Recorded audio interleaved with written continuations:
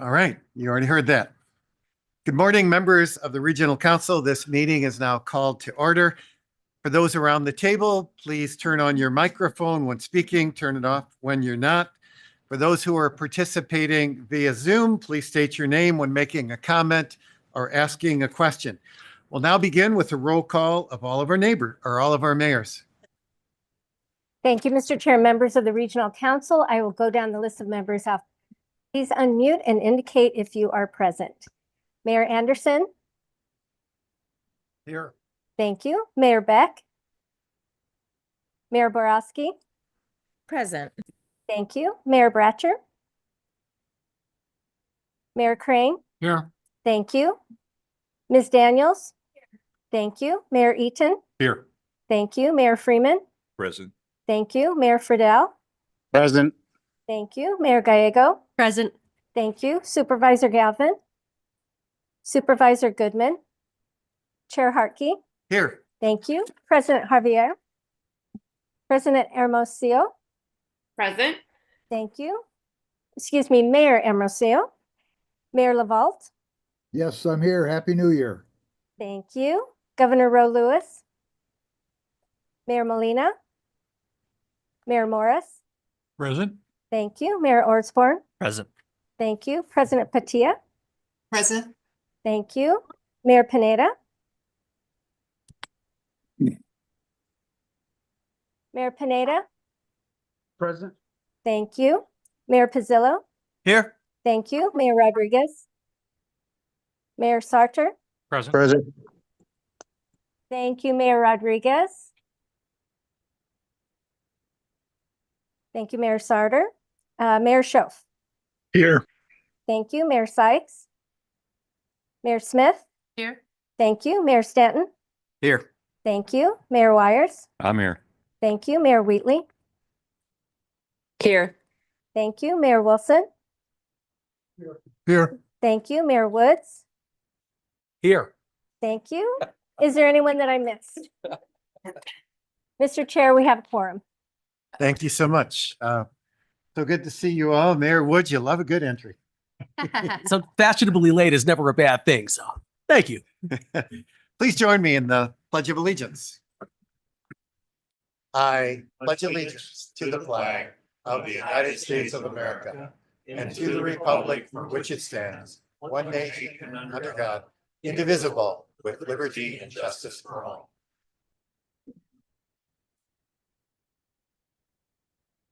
All right, before we proceed, I'd like to welcome 6 new mayors to the Regional Council. I think all are here, either present electronically or in the room. So our new mayors include Gilbert Mayor Scott Anderson, Scottsdale Mayor Lisa Borowski, Florence Mayor Keith Eaton, Mesa Mayor Mark Freeman, Surprise Mayor Kevin Sarter, and Paradise Valley Mayor Mark Stanton. Let's give them a round of applause and thanking them for their service. Thank Our you. next is item number 3, call to the audience. We have received no requests written or online for this or any of the others. I'm going to get to you. But we also have one present, and as mentioned, MAG does provide the opportunity for members of the public to submit written comments. Any comments received 2 hours prior have been shared with committee members in advance of the meeting for consideration and will be included in the formal minutes. As I mentioned, we have no online written comments for this or any other, but we do have opportunity for one to speak live, and that would be Miss Diane Barker.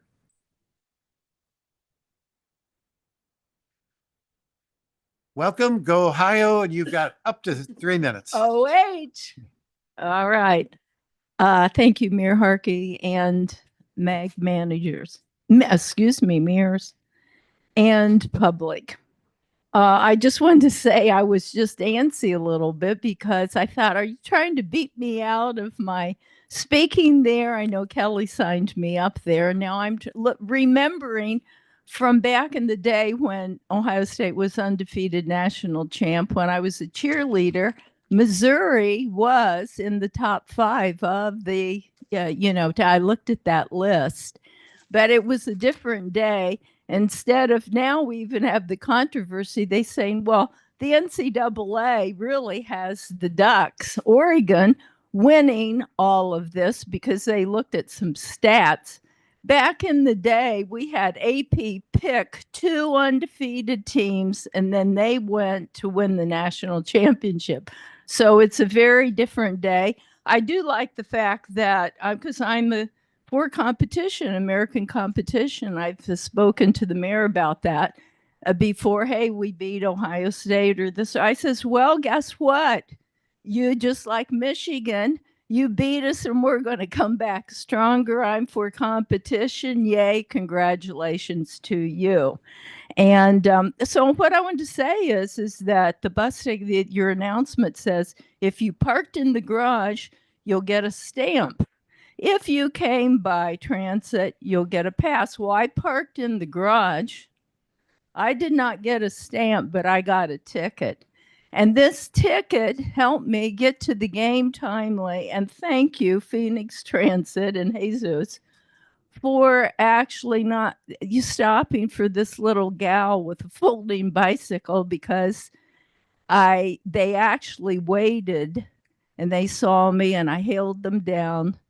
And, I thanked them rather than trying to beat me out of my ride. So all of the time I went from the light rail from downtown to 150 bus. It stops over at 44th. Then that was where they waited for me on another bus, and I got to the game on time. So if you don't like Ohio State, you can blame me, because I was the cheerleader that never gave up. And so I do want to come back and speak on some things. I am concerned particularly about our air quality. This administration, I think there's some good things that we want to get behind our federal administration. I think my mother always told me it may have not been our man, but we're supposed to get behind the president. But he's coming out with drill, baby, drill, and that is more pollution. Thank you, Diane Barker. Item number 4, informational items. Items 4A through 4C are information only. Does any member of the committee have questions or request a presentation for any of these items? Seeing none. Next on our agenda is item number 5, approval of the consent agenda. Items 5A and 5Q are on the consent agenda. Does any member of the committee have questions or request a presentation of any of these items? Seeing none, I do have Ms. Barker again to address us for items on consent agenda, items 5.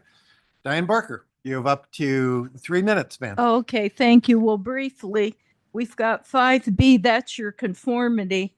And yesterday I started reading some of Mr. Giles' information on that. And, you have these periods that where the public can comment, but actually, as long as what I've found, it's a continuous thing when we can comment. And I hope that, and I also hope that these comments that come in online, I understand that the officials do look at them. The public would like to know what's going on with people that are writing online. I know sometimes I see your packet of public information, but some of the comments I know from speaking to people, they don't like some of the direction we're going. And I think that should become public.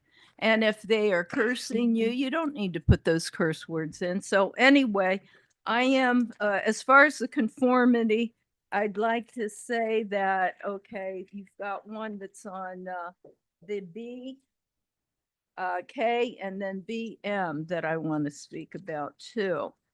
And the K, let's see.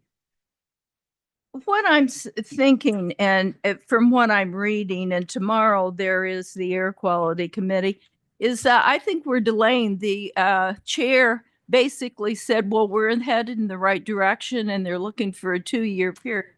That's too long. I go out and I see these leaf blowers every single day, and I've talked to Ed about it. I said that they don't have people that are going around and even watching people with mowers that are blowing up all of these particulates. We have serious particulate problem, and I understand that the fireworks are making it so that you can't go out on trails if you have a breathing problem, particularly on New Year's Day, because, we have ozone and we've got fireplace. What I'm trying to share with you, we public are relying on you to oversee the contractors. And I know that these landscape people go to the legislature. They have so much power that never ever do they curtail these. A lot of this stuff you can go out and sweep. We have street cleaners. People can sweep and get up the particulates rather than going around the valley where we live, high density, and destroying the air. And so I want our government to look at their contractors and control the behavior. Thank you. Thank you, Diane Barker. And again, staff, we've received no online comments. Thank you, Mr. Chair. That is correct. Very good.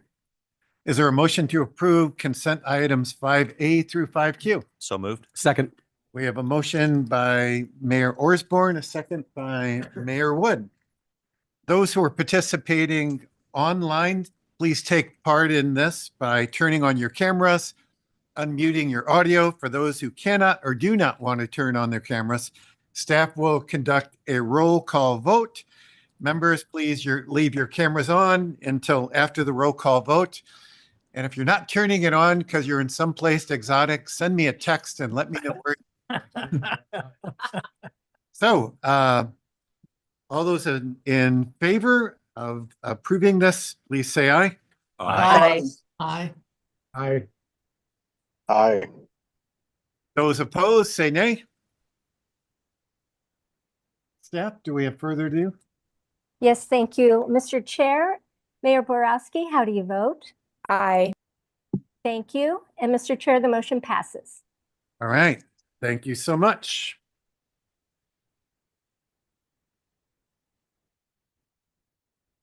Moving on to items proposed to be heard.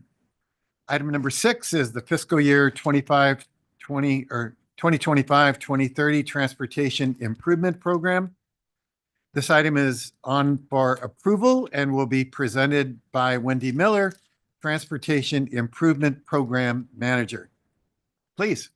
Thank you, Chair Harkey, members of Regional Council. I'm pleased to be presenting to you today on the 2025 through 2030 Transportation Improvement Program, which is on your agenda today for approval.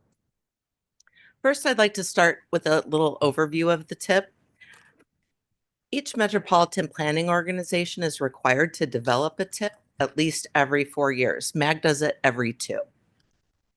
The TIP incorporates all federally funded and regionally significant transportation projects, and those are developed in cooperation with the state and local public transit providers. The TIP is a companion document to the Regional Transportation Plan and considered a short-term implementation tool for the Regional Strategic Transportation Infrastructure Investment Plan, or the RSTIP. The TIP must be fiscally constrained, and the projects held within must remain in conformance with the air quality standards. MAG must provide notice and an opportunity to comment by the public, receive approval by MAG policy committees and regional council, and eventually approval by the Federal Transit Administration and the Federal Highway Administration, both. Next, I'll go into a little bit more detail about what the TIP covers. MEC typically develops a 5-year program, 5-year plan, and this program is for 6 years. And the reason we've done that is to align with the development efforts of the life cycle programs, the arterial, the freeway, and the transit programs under Proposition 479.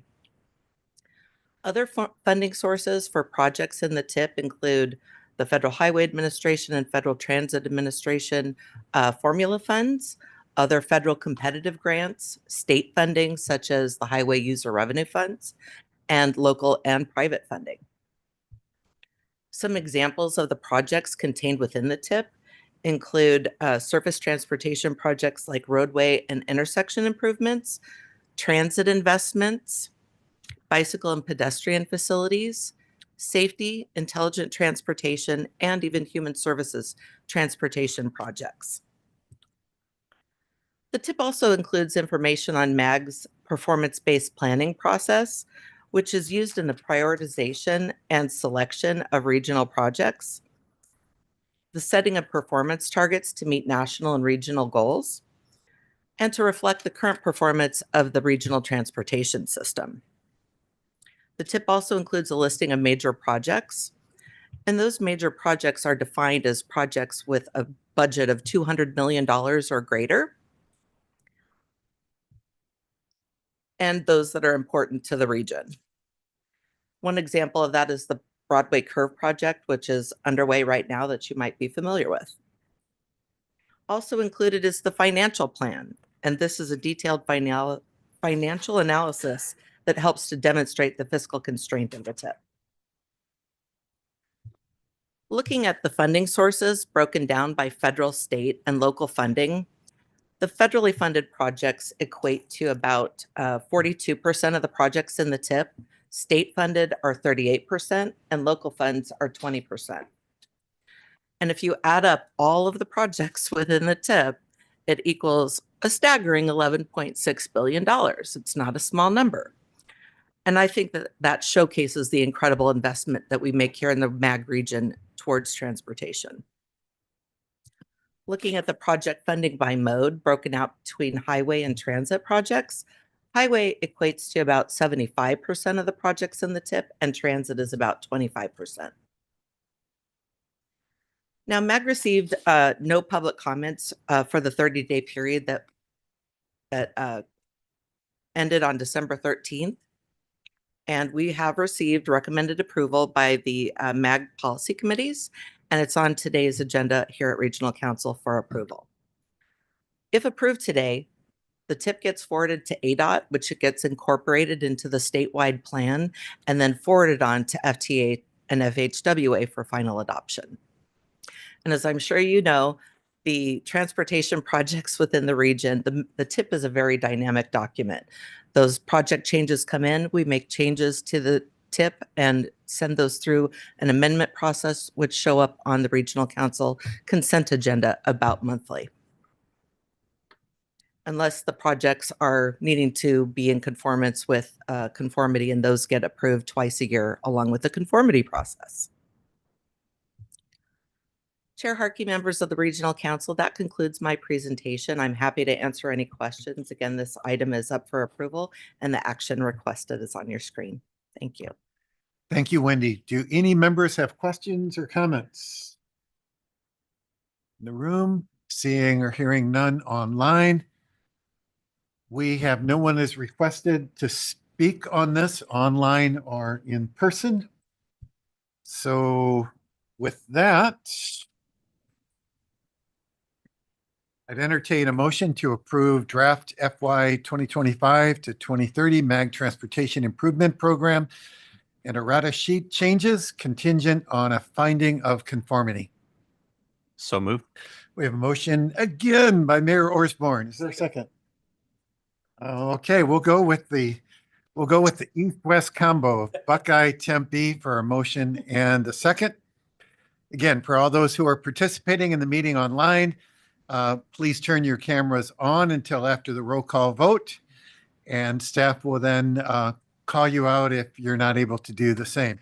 Can I have a voice vote? All in favor, say aye. Aye. Are there any opposed? Hearing, seeing none. Staff, who do we need to cover? Thank you, Mr. Chair. Mayor Borowski, how do you vote? Aye. Thank you. Thank you. And Mr. Chair, the motion passes. Very good. Thank you. Thank you, Wendy. Item number 7, Arizona State University Regional Ground Level Ozone Research GLORE study show funding request and air quality update. This item is on our agenda for approval. Will be presented by Matt Poppin, Environmental Director. Proceed. Thank you, Chair Harkey and members of the Regional Council. Before we get to the funding request, I wanted to start off with the air quality update in regards to particulate matter. In particular, have a discussion about our wintertime PM 2.5 exceedances that we had from wood burning and fireworks. And as you remember, PM 2.5 is the very small particles that get lodged easily in your lungs and can cause a couple of health effects that are not good.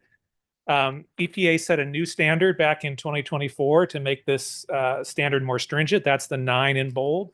But in addition to that annual standard, we also have a daily standard of 35 that must be met as well.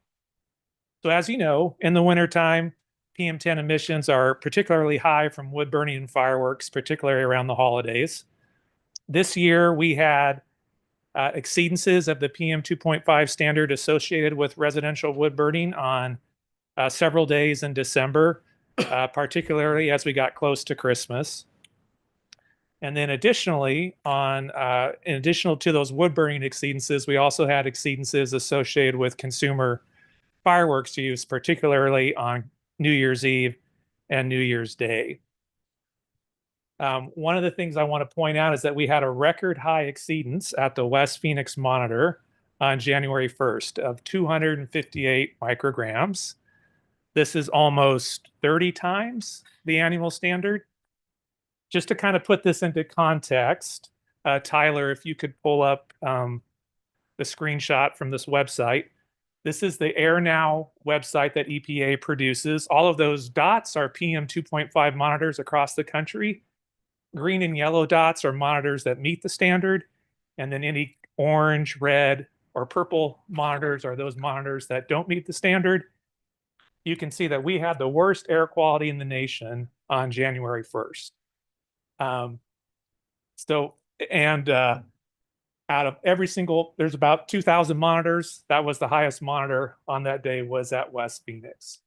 So this is a very localized problem, and it is one that's very unhealthy. The air quality index for this type of measurement it's unhealthy for all populations, not just people with asthma, but if you were outside during that time, you were likely to experience health effects on that day. Whoops, I don't want to go ahead yet. So in addition to that, we remember that we're going to have a new non-attainment area because we don't meet the standard. And that's going to result in new controls on business and industry. And we're going to have to develop a plan here at MAG, how we're going to attain that new PM 2.5 standard. So this is a problem that we're really going to have to address going forward. Before I jump into ozone, I just want to give an opportunity if there are any comments or questions on particulate matter. Through the chair. Mayor. Thank you so much for that important update. As a region, we have had a campaign around information on wood burning fireplaces already, but I don't think we have yet done that around fireworks. And this was pretty sobering data. We don't want to be worst in the nation. I don't know that all of our residents know about the link between air quality challenges and fireworks. And then safety is also on my mind, particularly since fireworks could be linked to wildfires. So I want to ask MAG to collaborate with other member cities and regional partners to develop a strategy, including a public awareness campaign to address the dangers and effects of fireworks to our air quality and public safety. Yeah, thank you very much for that comment, Mr. Zucker. Mayor Freeman. Thank you. I want to echo Mayor Gallego's comments. I was out with our street crimes police department on New Year's Eve, and it was amazing. As a former firefighter, retired firefighter, I thought there were structure fires everywhere in our city, but there wasn't. There was fireworks and just a lot of air quality issues. So I think supporting this is extremely important to all our respective communities. And I look forward to MAG doing this. Of course, this is my first time here, so I hope I'm okay saying this, but we need to champion this and make people more aware. Thank you. Additional comments, Mayor Osborne. Chair, I agree with my other two colleagues from Phoenix and Mesa. And I think one of the items that we get the most complaints on within the city and emails the day after, and sometimes phone calls the night of, are fireworks in and not necessarily the smoke coming from it, but the noise coming from it. So I think there's probably a couple different issues. If we take care of the smoke that's coming from the fireworks, that would probably make a lot of people happy, and that you're not going to have the noise coming from fireworks. And that's an issue for people with PTSD. It's an issue for pets and just quality of life, I think, in every community across Arizona. Question about that record exceedance. Was that just on December 31st and January 2nd? So we can really dial in, and it is specifically attributed to, I would say, fireworks and maybe to a lesser extent that day, wood burning stoves, but that is what we're saying is the cause of. Yeah, Mr. Mayor and members of the council, for January 1st and New Year's Eve, those are directly linked to consumer fireworks use. Okay. That's the majority of that 258. We would still exceed if it was just residential wood burning, but the values would be much lower. As you remember, like 10, 15 years ago, you weren't allowed to do the consumer fireworks. And then we would have exceedances that would be more around the 100 value to 75 to 100. So it was still a problem. The residential wood burning is still a problem. But with the addition of consumer fireworks, it takes us to levels that are really very unhealthy. I also looked internationally. So we're on par with Lahore, Pakistan, Beijing. China had better readings than we did on this day. So this was truly a horrible health day for us, and just a regional problem. So it's something that I think education is important. That's something I think we can look at partnering with our partners at Maricopa County in particular. And mayors, we do talk regularly with Maricopa County, and so to Mayor Gallego's point, the issue of fireworks and other combustibles, we will consult and work with them. I think that's the intent of your comments and those of others. And just, I use this as a management committee, but just for me to visualize it, if this cup of water is the acceptable level, that's a cup, like the little cup you used to drink of milk in the cafeteria. That's about how much that is. This is what 258 would look like. Those four is what we had. This is the healthy standard. This is what we had. So that's just an example, perhaps kind of the work we can work Maricopa County to illustrate the people. Yes. Continuing, Mayor Osborne. Yeah, thank you, Chair. Just one follow-up, aside from the fact that Ed drinks a lot of water over there. I am known as the Chief Hydration Officer Yeah. of MAGS. Clearly, that is the case. CHI. What is the difference between us, or do we have different laws that are more lax and allow the fireworks versus other areas across the United States? I would expect to see basically that same exceedance in other areas.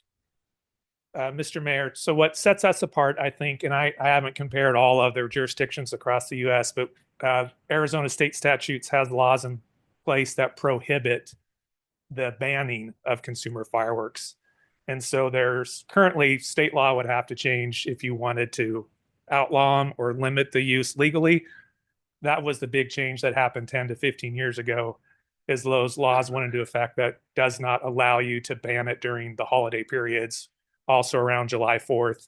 And they included other festivals like the Indian festival. I can't think of it. Diwali, correct. Thank you, as well. So those specific periods, you are not allowed to curtail the use of fireworks, consumer fireworks. And it really is the ground level ones that are the issue. The big ones done by the city have some impact, but they're so high up in the air, it doesn't reach back down to ground level. It's above that inversion layer. So it is just the stuff you buy in the store and shoot off locally. That's really the issue. Okay. All right. Thank you. Thank you, Chair. Before we get to Robert, are we able to share particularly those color maps, or do we have a plan sharing those with our legislative friends that are the ones in charge for passing these types of things? How are we doing that? These are like hot off the press. I think Matt got this at like 10 o'clock this morning. So we will incorporate that into this idea of strategy of communications for Okay. sure and make them available. Could we somehow turn this into a news story? Do we have a favorable reporter that would like to cover this, do you think, or? We'll look for that as well as part of this strategy. Yeah. Great. Okay. Mayor Morris. Having dealt with wildland fire in my town, which got 2,700 acres 4 years ago, and having spent a reasonable part of last week on another wildland fire, human caused, but not fireworks, I'm wondering what the societal benefit is of having fireworks at all. When you've got a health and human safety issue, you've got a Los Angeles that who knows how those started, and it can happen here. I wonder why. I hope that an outright ban is one of the options we're presented with as far as a recommendation, because I grew up here in West Phoenix, probably not far from that. And we didn't know what the PM 2.5 was, but we survived without fireworks then. And I wondered whether we shouldn't recommend the same thing. Thank you. Any additional comments before we continue from Mayor Sarter? Hey, good afternoon, Mayor Sarter, City of Surprise. How long does it take to get back to a normal level after January 1st? Yeah, it's usually pretty quick. So January 2nd, January 3rd, we're usually back to normal levels. Our PM 2.5 levels are usually pretty high in the wintertime anyway, because of that inversion effect from meteorology, and because wood burning still continues to happen. And by wood burning, I mean people in their fireplaces and also the fire pits outside. So those are the two main contributors to wood burning. So we would still have an issue with PM 2.5 if we, but it would not be at the levels, the very unhealthy levels that we're seeing on New Year's Day. If we have really good weather, if we have a rainstorm come in or high winds, it will drop the concentrations. So part of the issue is we had hot, warm weather this year, right? That inversion layer, and that magnifies those concentrations as well.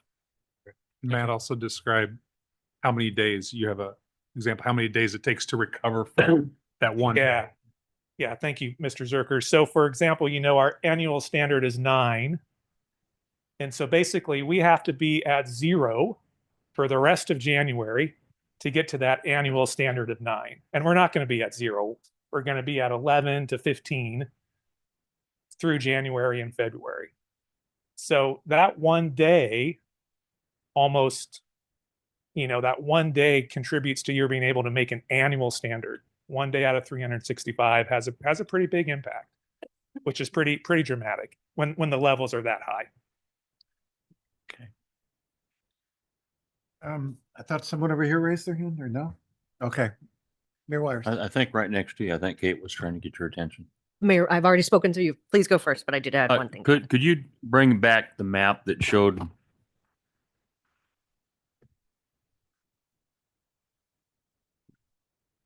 Okay, you don't have it more localized than that?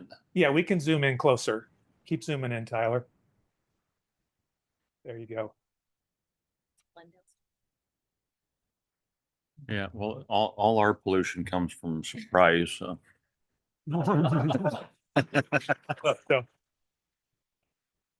Wow.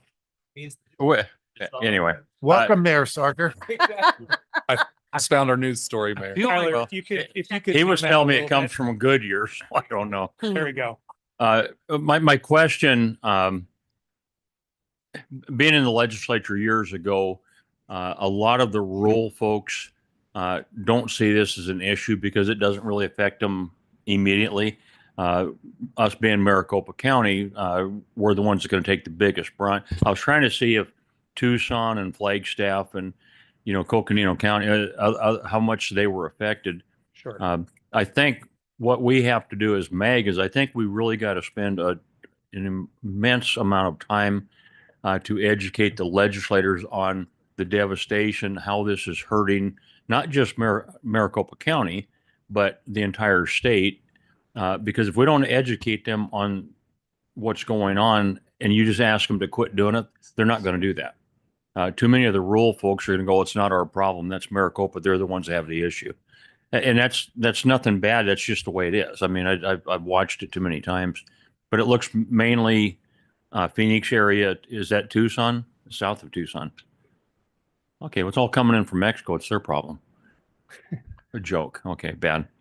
But anyway, my point more than anything is the rural folks are the ones that aren't going to understand how much it's hurting us. And if it hurts Maricopa County, it hurts the whole state. There's no doubt about that. But I think the education has to be to the legislature before we start demanding that they change things. We got to tell them why. Any additional comments? Mayor Geigle. I think your legislator, JD Mesnard, ran a bill to try to do some protections around fireworks. So that might be Changing the dates, yes.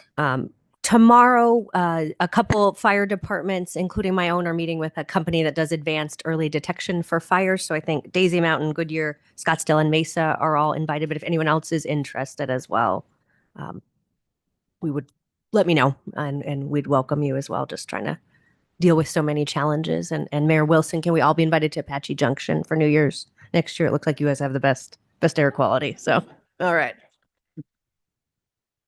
Yes. All right. Please continue. Okay. So shifting gears, and this is the item that's up for action. The Arizona State University ground level ozone study. This was really developed to help us get policy relevant science to help us understand the ozone problem in the Maricopa region. We're going to try and use this study to help inform the plan that MAG has to submit. So as we're getting this data, we're going to try and use it real time. We're going to be building the airplane as we fly it, so to speak. Try and use this data to help us make decisions about this plan that we have to submit to EPA that's due January 1st. The study is going to monitor and analyze ozone and the emissions that cause ozone from April through September of 2025 of this year. Some of the important questions that the study is designed to inform are: how are wildfires impacting ozone exceedances?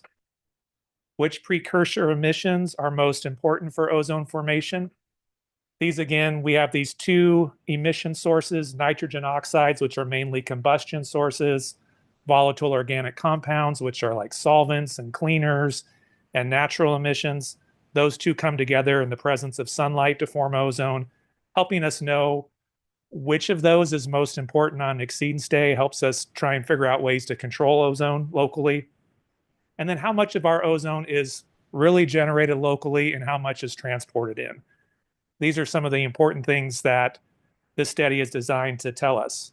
We're going to be selecting a contractor next month to help us with the impact of international emissions on ozone. That also will be tied together with this effort. The total cost of this study is approximately $6 million, and funding sources include ADEQ, Maricopa County, and the private sector. So there is a variety of sources, funding sources that are going to contribute to this project. And then my last slide before we get to the action item is: how does this all fit into MAG's strategy with ozone? Again, I just wanted to give you an update on that before we take action. So our first portion of our strategy is to turn off the sanctions clock. We have a draft plan that's going to go out for public review in February, and that plan will come through Regional Council in April for adoption. That's kind of the remaining older Clean Air Act requirements that we have to address before we shift to our serious area plan. We're going to get that up to EPA. If EPA finds that plan complete before May 17th, that'll turn off the sanctions clocks. And for the benefit of our new members, what it is if we don't do this, the law says that the federal government can stop sending us highway funds, and they can require business much greater offset requirements in order to expand or locate.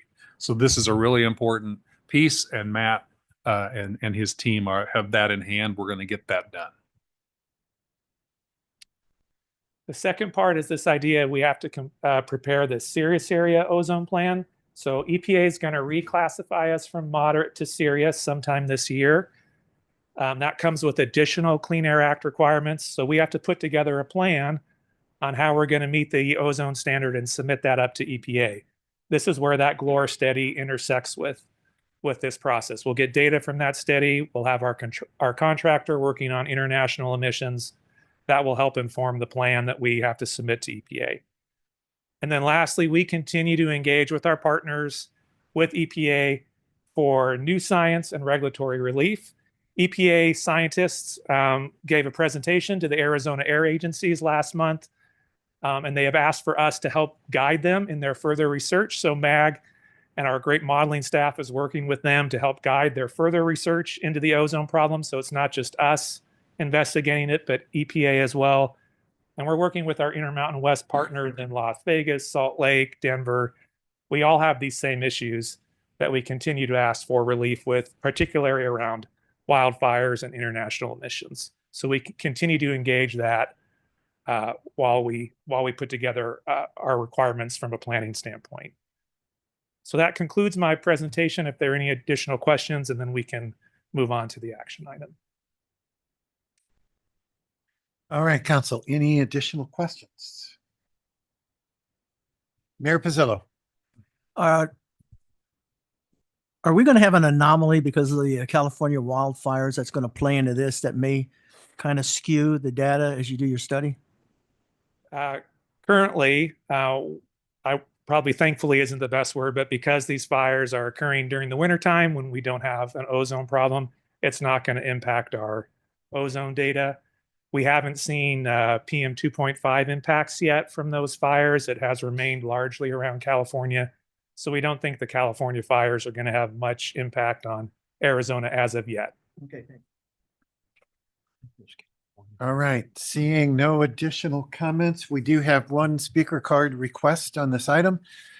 And no from online. So Ms. Diane Barker, you have up to 3 minutes. Thank you again, Mayor Harkey. And actually, Matt Poppin, thank you for your presentation. It's the first time I've been around MAG for a while. It's really the first time that I've seen you pinpoint basically fireworks, exceedances, and we've touched on wood burning.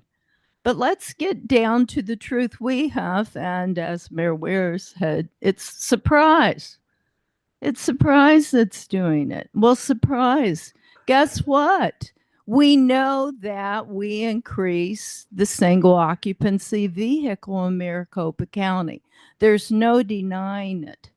And you know in yourself, how many of you picked up a ticket, even a bus ticket, for coming here? You may say, well, you've got, and I do appreciate you've got other duties other than this. Maybe some of you road share, I'm in that too. But what I'm saying, when I went into ADOT, the acquiring the land area, and nobody was in the conference room. This was years ago, and it's the first time I ever saw this statement. Somebody left statement on the board: delay, deny, and lie. And I said to a person I was talking to at ADOT, I said, that's very, very inappropriate for government to have that and display that. But the truth is, we've been doing this for too long. And the thing is, it's our behavior. We need to look at our behavior. I like to look at you men that are so well dressed. And today I'm wearing a jacket too. But as time comes in the summer, we see you coming like this, and we have the air conditioning really turned up. You see women typically, and if I'm being sexist, this is a behavior. The thing is, and then you get into your cars that are air conditioned too. You don't see the reality out there. And I know that. And I need the air to breathe.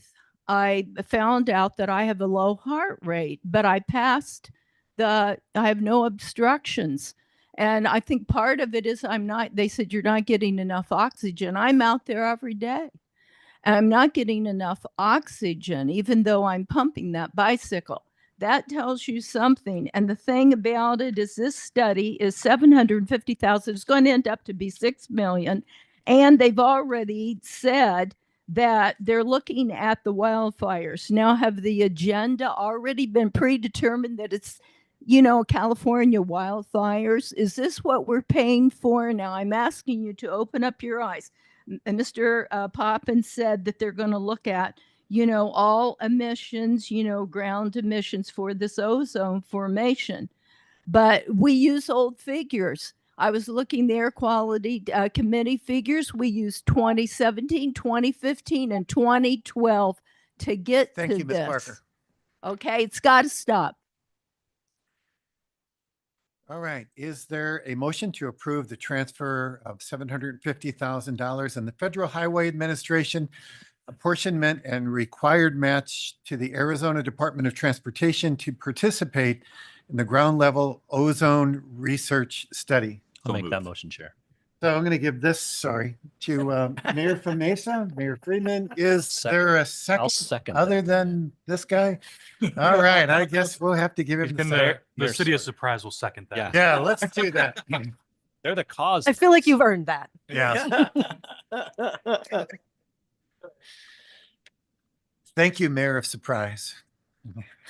Yes, sir. So we have a motion and a second. All of those who are participating online, please turn your cameras on.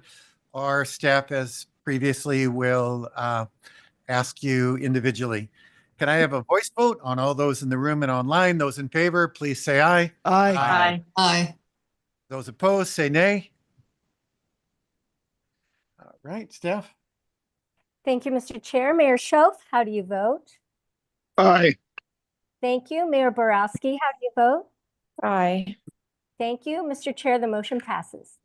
All right, thank you, mayors. Item number 8, regional construction cost trends overview. This item is on the agenda for information and discussion. Arminta Syed, Transportation Policy and Initiatives Program Manager, will present the update. Arminta. Thank you, Mr. Chair, members of Regional Council. Today, I'll be presenting an overview of regional construction cost trends. Before I get into the presentation today, clicker is, can you go to the next slide, please? So before I get into my presentation today, I'm going to briefly start by providing some context about our analysis, including an overview of some market trends that we've seen occurring that have impacted the market nationwide. Then I'll touch on what's been occurring at the regional scale before ultimately illustrating the impact of those trends on a regional freeway program project cost. And then I'll wrap up today by briefly discussing what we can expect next. Right, now it's working again.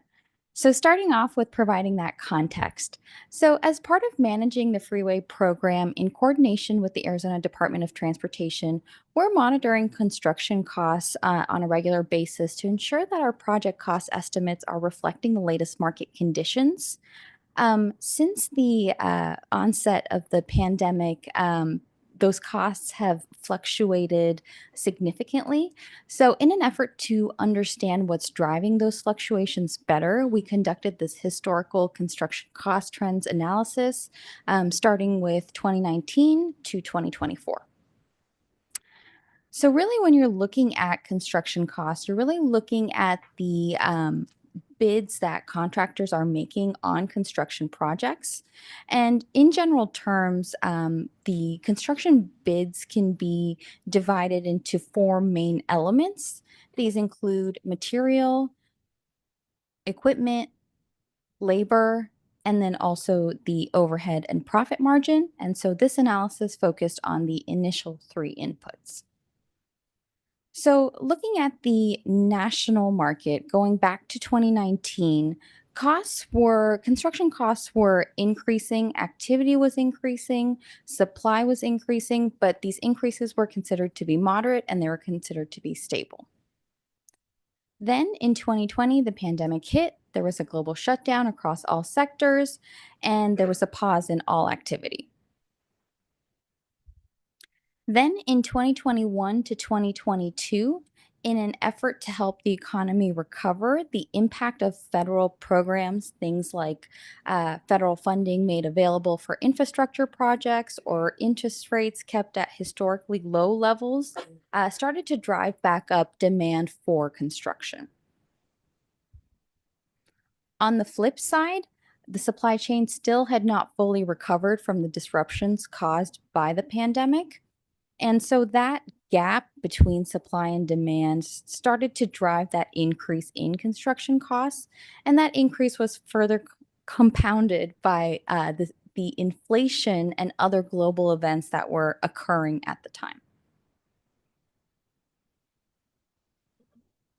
Then in 2023, demand continued to be strong as other federal legislation started to take effect. And you can really see that here in this chart, which quantifies the total manufacturing construction starts in comparison to total construction starts.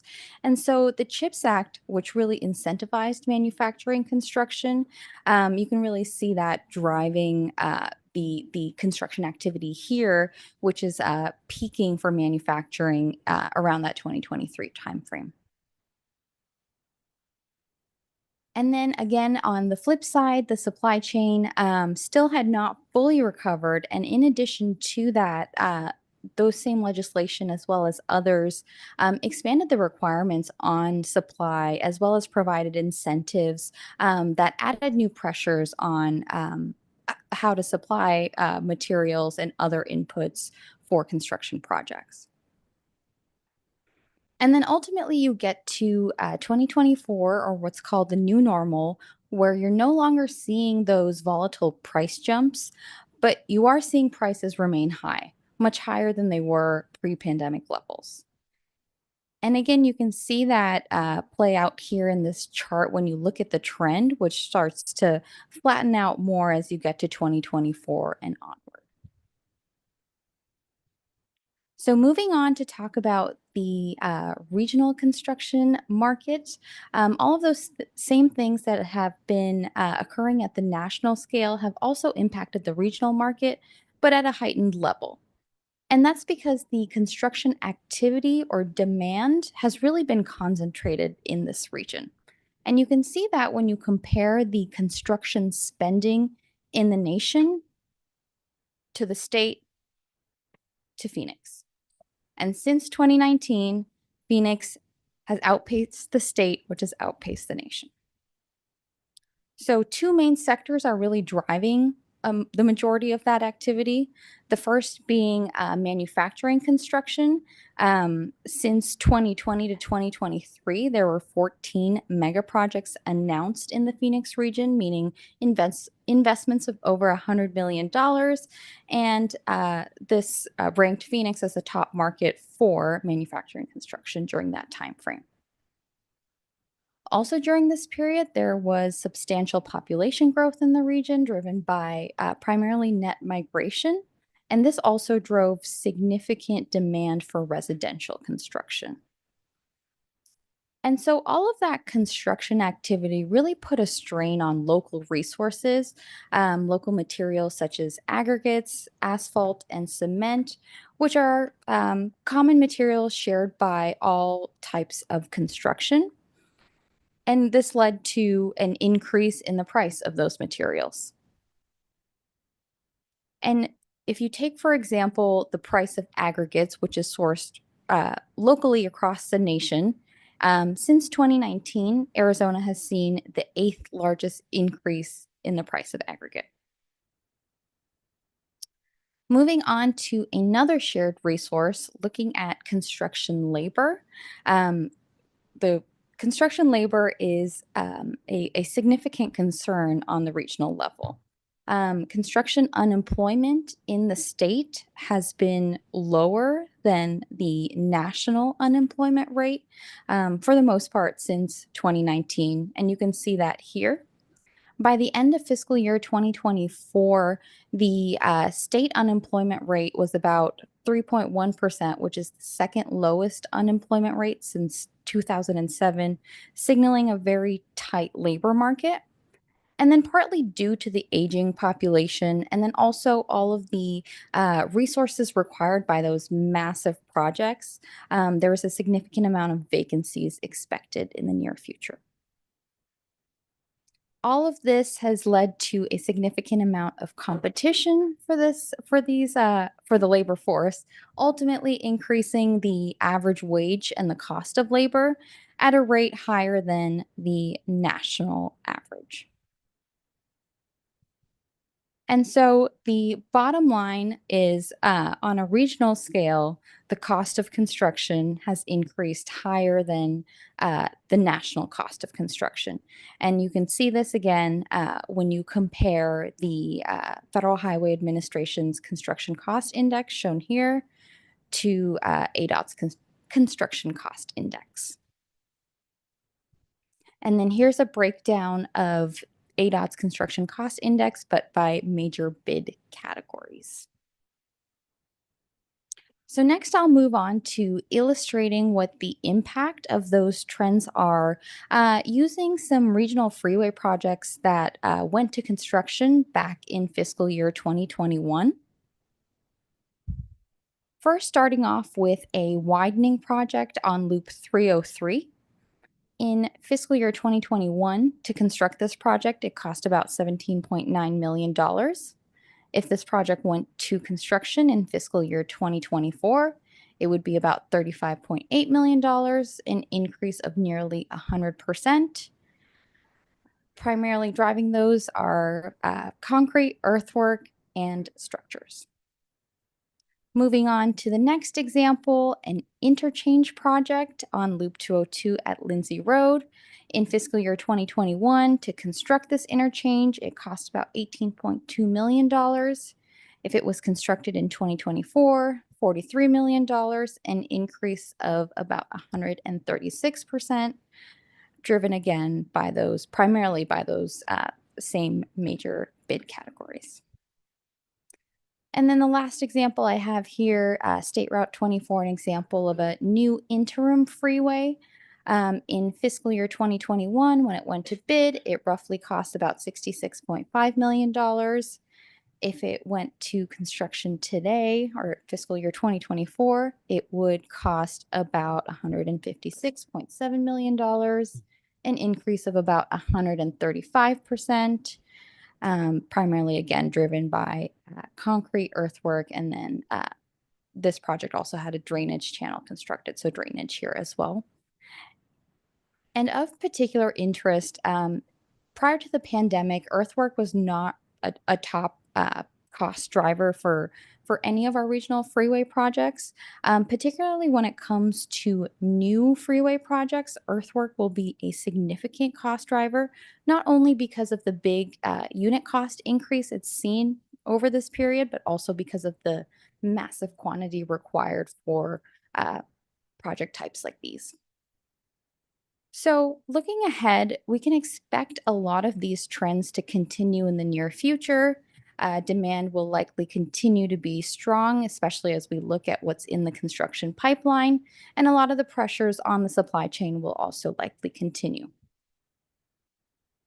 However, we have, thanks to a lot of the prior work conducted by this body, we have a lot of management tools in place that have allowed us to successfully navigate the Prop 400 freeway program throughout this period.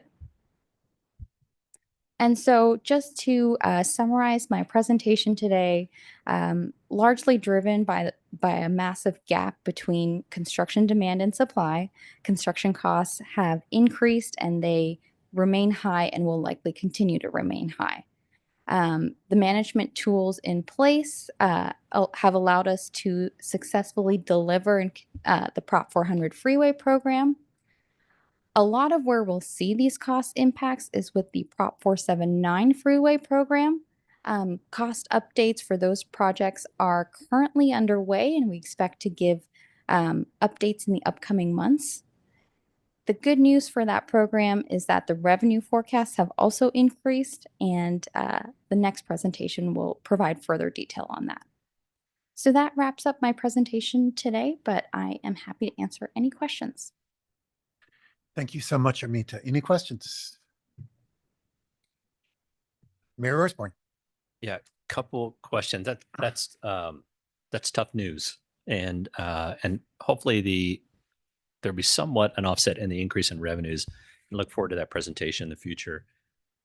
Are we looking at maybe alternative methods of delivery or value engineering some of the projects moving forward? So maybe we're not building quite to the scale or to the standard that we have been building projects at?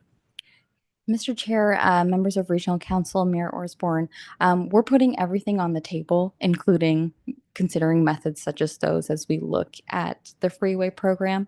And we expect to bring details like that back to you, likely starting those conversations next month.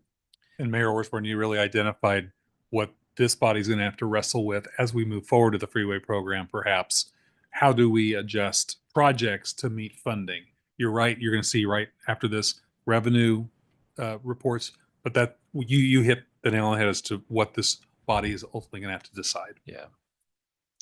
And I'm assuming if we do have a plan from an energy perspective at the federal level that brings fuel prices down, that is a massive driver in say earthwork. I know that's a significant part of the cost of earthwork. You have machines that drink a lot of fuel to do what they do. So I would assume that would bring down some of the cost, and that of course is across probably the most significant decrease you would see is in the earthwork, and everything else has energy tied to it. So I would assume that would be a pretty significant decrease in cost. Yeah, members of Regional Council, Mr. Mayor Osborne, that's correct. The cost of fuel would play a huge part, particularly with the role that equipment plays in delivering a lot of this, a lot of the construction inputs. As we look at the fluctuations in construction costs, there's always going to be general fluctuations, and what happened with the pandemic was more of a one-time, big event where there were several different factors that have caused this massive impact. But something like that will certainly play a role. It may not have the significant impact that, I've laid out for you starting in 2019, but it will certainly have some of that impact where it rolls back some of that increase we've seen. Okay. All right. Thank you. Thank you, Chair. Seeing no additional comments, seeing no points online. Thank you so much, Amita. Item number 9, Regional Strategic Transportation Infrastructure Investment Plan, Revenue Projections over Update. Patrick Stone.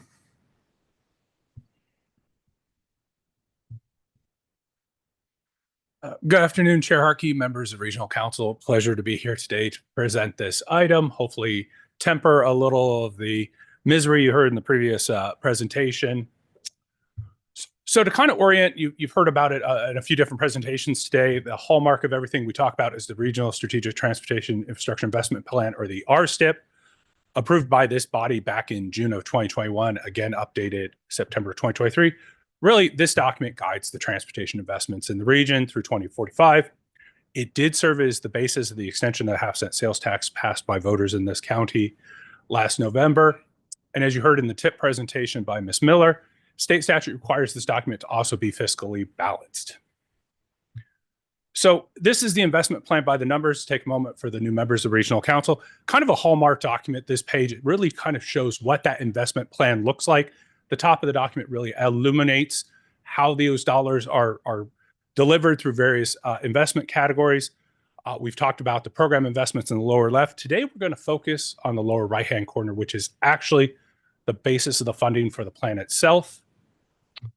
Specifically, the $28.2 billion. This is the number we've kind of anchored to as we've had previous presentations, but this is the amount of funding that was available in the RSTIP back in June of 2021.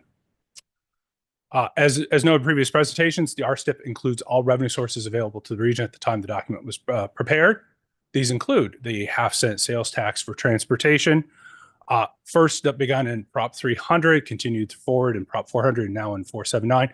Really, it's a 40-year legacy investment of regional funding in transportation. We then have the Highway User Revenue Fund, or HERF, made up of specifically and essentially the gas tax in the state plus vehicle licensing. We have the funding provided by our partners at FHWA, the Federal Highway Administration. This funding actually flows into the region in two avenues. One is that funding which flows through ADOT into the Freeway Lifecycle Program. Secondarily, we actually have funding that is directly allocated to the region for transportation investments. Finally, we also do have formula funding provided to us by the Federal Transit Administration, or FTA.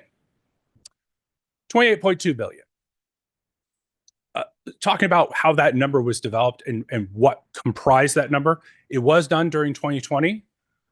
As you've heard previously, the height of the pandemic, we did not know what those revenue and fiscal impacts would be of the pandemic. Surface transportation legislation, we were under an extension of the FAST Act at that time. The IIJA had not been signed into law. And then also, because the program we developed and the plan that was approved, it didn't slot construction projects into specific years. It just said that there's a phase. Oh, this is a phase 1 project. This is a phase 3. Because of that, we did those dollars in constant dollars. We did not do them in YOE. They were done in what's called constant dollars. As a result, the region did take a very conservative approach when we looked at the revenue projections for the RSTIP. So what I want to do is kind of show a side-by-side comparison. First, this is the $28.2 billion that we've talked about. These are those projections back in 2020 held in constant dollars. For comparative sake, what we then did was we took the numbers that were done back in 2020, we inflated them into YOE, or what you would see in the year those revenues were received. And you can see a significant increase. We go up over $11.5 billion to just shy of $40 billion. Then what we've done, those projections were done in 2020. We have 4 years of data. We know the impacts of the COVID-19 pandemic. We know where we've seen the impacts of IIJA. And so what we did is we then took those updated estimates, did them in year of expenditure, and now we're sitting at a number just north of $48 billion. So what you can see is the current number is 21% higher than those inflated amounts from the 2020 RSTIP number, and 70% higher than the original RSTIP. Impacts. Largest growth category, not really surprising. Actually, the largest growth category was in the projection of the half-cent sales tax. We have a lot of additional data from ADOT that has led us to say that's the biggest growth area. HERF was the only area to show a decline. It's not surprising given the diminishing purchasing power of the Highway User Revenue Fund, but that was the only area that had a decrease. Federal revenues do reflect the passage of IIJA, but will continue to be evaluated as surface transportation reauthorization moves forward. And finally, the greatest increase was actually really in the near term. Specifically, if you look at RARF, the year-over-year increases held pretty constant, within about 0.5% of the projections, but the base increased substantially between the 2020 projections and 2024. So again, looking ahead, next steps. We accounted for inflation in the RSTIP. You can see the YOE numbers, we were up 70%. Construction costs have far outstripped what we had in revenue increases. So we have an issue to solve there. They're partially offset by those higher projections. We will continue development of the 3 life cycle programs. As Armenta mentioned in the previous presentation, we'll be coming forward to this committee soon to talk about the freeway life cycle program. We'll also be dealing with the arterial and transit programs throughout the year. We don't expect to see the same impacts in the arterial and transit programs as in the freeway program that Armenta highlighted, mainly because of how those programs are actually built and how the regional funding commitments are associated with those programs. And then finally, as I mentioned previously, we'll be discussing the freeway lifecycle program starting next month at policy committees. And with that, Chair Harkey, that concludes my presentation. More than happy to take any questions. Thank you. Well, thank you for the update, and I'd consider good news in terms of the spending, or at least having a few more dollars to spend, even though the costs are much inflated. Additional comments or questions? Mayor Pizzillo. Just a rough idea from a gap, because I know we're going to have to make that discussion. What are we short? 30% based on 40% overall? Any idea? Mayor Harkey, members of the Regional Council, Mayor Pacell, we're still evaluating. That's kind of the next steps after this presentation was, as Armenta said, they're finalizing those cost estimates on the construction side. We're doing some cost estimate updates on the arterial side as well. Rough numbers, you can see it's a significant gap. What the number actually ends up being, we're not sure quite yet. When we may have an idea of that? I would think later this spring, coming into the summer, we'll definitely have that solved. Okay, thank you. Additional questions or comments? Okay, and this was on our agenda for, oh, sorry, Mayor Gagel. There is a pause in Inflation Reduction Act and Infrastructure Jobs Act. Do we have an estimate about what those 90 days will cost us? Yeah, thank you, Mayor Harkey, members of Regional Council, Mayor Gallego. As you may or may not be aware, the president issued an executive order unleashing American energy. It was signed on the 20th. It directed a pause on IIJ and IRA. Been a lot of questions about what exactly that means. It was a 90-day pause as they assess this. The OMB did just send out a clarifying memo earlier today, trying to help illuminate what those pauses are. We're still working through it. I know our congressional delegation has just expressed some concerns to the administration about the impacts this may have on projects. So I think we're still assessing those impacts. I don't know, Ed, if there's anything you wanted to add on that one. I spoke to the Federal Highway Administrator here in Arizona yesterday, and the message that she had been given was, we don't know yet. And so I guess that's the honest answer is we're all still trying to figure it out. That's consistent from Washington, D.C. through, I know Representative Stanton sent a letter yesterday requesting further illumination. And so we'll continue to dig into that. We just don't know. All right. Thank you, Council. Thank you, Patrick. Thank you.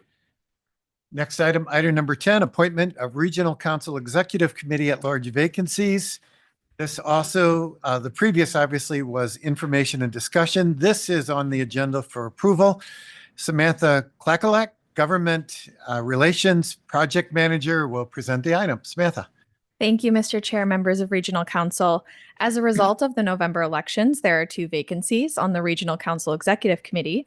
So in accordance with MAG Committee Operating Policies and Procedures, a solicitation memo was sent out by Chair Hartkey on December 2nd, requesting letters of interest for the vacancies. 2 letters were received from Mesa Mayor Mark Freeman and Queen Creek Mayor Julia Wheatley. So the action before you all is the election of Mayor Freeman and Mayor Wheatley to the Regional Council Executive Committee. Thank you. Thank you. And again, my understanding is we have no written comments for this or persons in the audience desiring to speak. So is there a motion to elect City of Mesa Mayor Mark Freeman and Town of Queen Creek Mayor Julia Wheatley to the MAG Regional Council Executive Committee? Mr. Chair, So moved. Over here. Mayor Wires? I would like to make that motion as stated. All right. Is there a second over here? I'll second it. We'll go second with Mayor Wilson. We'll have those participating in the meeting online take part of the voice vote as well. Members, please leave your cameras on until after the roll call vote. Can I have a voice vote of those in the room and online? Those in favor, say aye. Aye. Aye. Those opposed, say nay. All right, Steph? Thank you, Mr. Chair. Mayor Schoaf, how do you vote? Mayor Schoaf? Mayor Borowski, how do you vote? Aye. Thank you. And Mr. Chair, the motion passes. All right, so congratulations, Mayor Freeman and Mayor Wheatley. We're excited to have your voice be part of the executive committee. Item number 11, this is also on the agenda for information. Ed Zuercher will present an update. Thank you, Mayor, members of the Regional Council. So just a couple things to update from the Executive Director's report.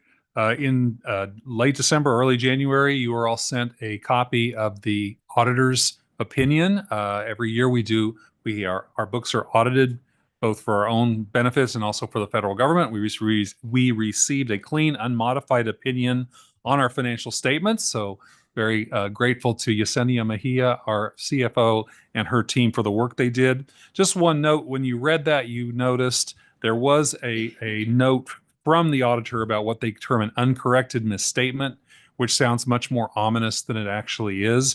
Heinfeld Meach was referring to the fact that MAG did not include its proportionate share of ASRS, the retirement system, other post-employment benefit, or OPEB, as of the year end. That's that amount is sort of an amount that's allocated to every member of ASRS, the proportional share of the state liability for post-employment health benefits. I know that's a word salad mouthful.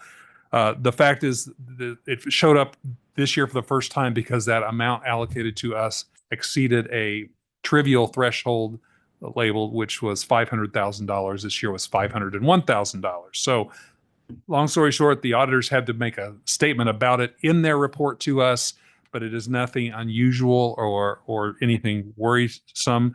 And with that, even with that, the auditors gave us a clean and unmodified opinion. So you all received that. If there were any questions, I'm happy to answer that. But that was part of that report to you. And also we received the Government Finance Officers Association Certificate of Achievement for Excellence in Financial Reporting, which is very important. Each of your cities, your CFOs also vie to have that done for you as well. So again, thank you to our fiscal services staff.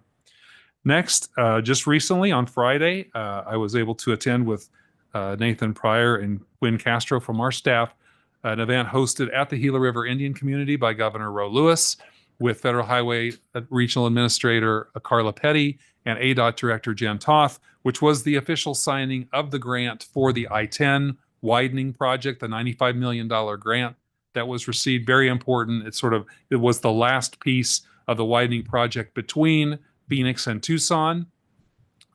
So we were very grateful to Governor Lewis for hosting that. Very important to get that done, given everything that's going on. And just one sort of hidden fact about this is the Prop 479 money is really the local match that allowed the state to compete for that $95 million grant. The region here is paying for the I-10 widening to the state, to Riggs Road, basically. And then the state was able to leverage that along with the interest and influence of Governor Roe Lewis to get that grant. So that was a very successful event. Next, congratulations to a couple of our members on a couple of grant awards. The town of Gilbert got an at-grade crossing elimination study award, which will help them deal with the 14 roadway and rail at-grade crossings in the town of Gilbert. That is a lot.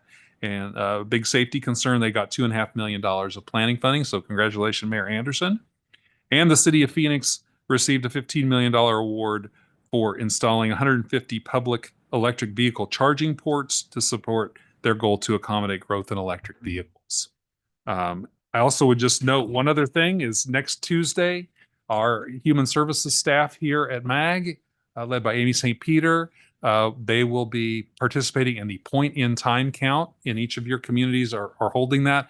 That's the annual required by the U.S. Department of Housing and Urban Development, a one-day count of the unsheltered population, homeless, unsheltered, and sheltered population in the region. That's a really important number. We'll be giving you a report on the outcome of that in April or May. But that is, many of your staff is participating in that count as well. That's a big day. You'll see a lot of news activity the day before, the morning of, and many of our staff, Amy, Brian Gruters, and the team will be out there and they'll be on the news as well. So thank you, Mayor.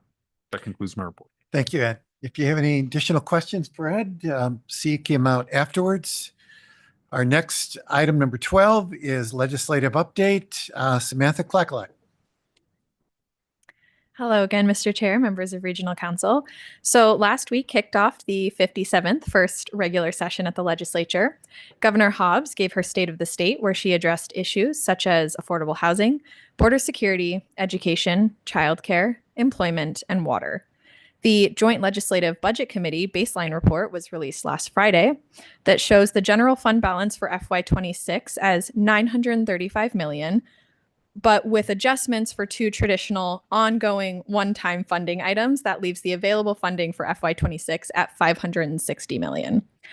As of this morning, 947 bills have been dropped, and we are tracking those that are related to the work we do here at MAG, including environmental planning, housing and homelessness, and transportation. I would like to provide a brief update on what we are tracking so far. HB 2002, Transportation Tax Deposit County Board. This bill is addressing Pinal County's Pinal's collected revenues on the now struck down RTA tax. This will not have an impact on Prop 479 funding. SB 1086, Transportation System Performance ADOT. This bill is similar to a bill that was introduced last session that addresses transportation planning related definitions and transportation system performance factors for highway, arterial, and transit projects. Prop 479 enabling legislation points to this statute, so this bill could have implications on the implementation of Prop 479, so we are tracking this bill very closely. And SB 1092, vehicle mileage tracking tax prohibitions. This is a repeat bill from the last few years that prohibits the tracking of vehicle miles traveled or collecting a fee based on per mile charge. We're tracking this as part of our air quality efforts at MAG, but also to monitor any implications that this could have on the modernization of her funding in the future. We've been tracking several other appropriations bills related to transportation projects as well. And with that, that completes my report. Thank you. Thank you, Samantha. Any questions, comments? Seeing none. Thank you. Item 13, requests for future agenda items. Are there requests from the membership on an item for a future agenda? Seeing none. Item number 14, comments from the committee. Are there comments or announcements from the committee? Again, I want to thank our new mayors present and our new mayors to our exec committee. Any others? Mayor Wires. Thank you, Mr. Chair. For everyone that's here and everyone that's listening, February 1st, it's taken us nearly 2 years or a little over 2 years, but we're doing a groundbreaking for a Veterans Village, which will be 50 brand new cottages for veterans. The whole concept is take homeless veterans, bring them in, give them a shelter over their head, give them some safety, but provide everything that you can to help them get their lives back, whether that's jobs, whether that's issues with drugs or licenses or whatever their issue. It's about an 85% success rate, which is huge. I would invite all the mayors, if you have the opportunity, come up. We're expecting a very large crowd. The governor will be there.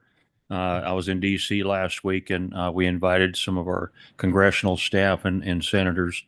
It looks like it'll be a very large event. We're expecting a flyover from Luke, but here's an opportunity that you can come up and learn and see and ask questions on how this works. I'm hoping that once we prove this for our veterans, the same exact concept could be used for some of these kids that are being pushed out of foster homes. A lot of people know the kids in foster homes have major challenges. There are some incredibly wonderful foster homes, and there's some that aren't. And these kids need that opportunity. So here's a potential opportunity for any mayor, any council member, come out and see how we're doing this, and you may find an opportunity in your own city to do the same thing for foster kids. So that's February 1st. It'll be at 11 o'clock in the morning, and I'm going to ask Meg if they would go ahead and help promote that for us also. But if you have information or need information, don't hesitate to call me. Thank you. Thank you, Mayor Wires. Any additional comments from the committee? Seeing none, I'd like to adjourn this meeting. Our next gathering is February 26th at 11:30 a.m. with no further business. Our meeting is adjourned.